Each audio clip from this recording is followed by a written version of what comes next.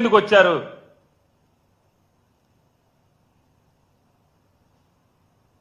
ఎలా వచ్చారు? ఎందుకు వచ్చారు?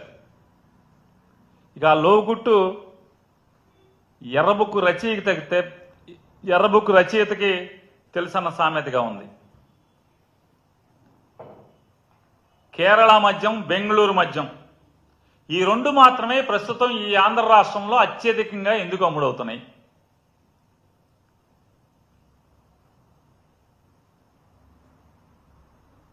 రెడ్ బుక్లోనే ఉంటుంది, ఇంకెందులో ఉండదు. కేరళ మద్యం, బెంగళూరు మద్యం అత్యధికంగా ఎందుకు అమ్ముడవుతున్నాయి? దీని వెనుక ఎవరున్నారు? ఎక్కడికి చేరుతున్నాయి? ఇదంతా రెడ్ బుక్లోనే ఏదో ఒక పేజీలో ఉన్నాయి.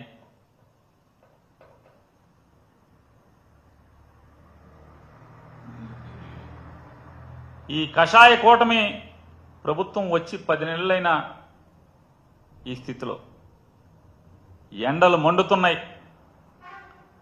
రాష్ట్రంలో బిందెడు తాగునీటికి అల్లాడుతున్నటువంటి వేలాది గ్రామాలు ఉన్నాయి.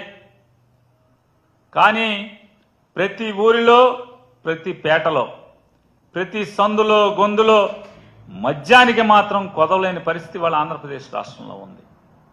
మంచినీళ్ళకి దిక్కులేదేమో కానీ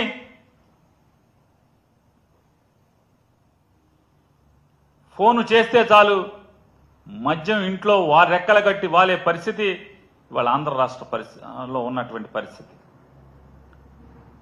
ఆంధ్రప్రదేశ్లోని చంద్రబాబు నాయుడు గారు, పవన్ కళ్యాణ్ గారు, పురంధేశ్వరి గారి సమిష్టి నాయకత్వంలో నడుస్తున్నటువంటి ఈ ప్రభుత్వంలో, ప్రస్తుత ప్రభుత్వంలో సూపర్ 6 పథకాలకు దిక్కులేదు. కానీ క్యాష్ కొట్టు, బెల్ట్ పట్టు అనే పథకం ఫుల్గా నడుస్తున్న పరిస్థితి వాళ్ళు మన కళ్ళకి కనపడుతుంది.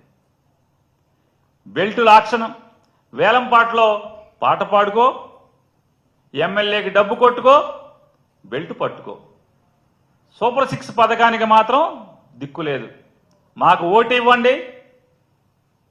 మొట్టమొదటిది సూపర్ 6లో మొట్టమొదటిది ప్రతి ఆడగూతురికి 18 ఏళ్లు నిండితం ఆలస్యం 59 సంవత్సరాలు వచ్చేంత వరకు, నిండేంత వరకు కూడా నెలకి 1500 ఇస్తామని చెప్పి ఆ పథకానికి దిక్కులేదు. మొదటి పథకానికి దిక్కులేదు.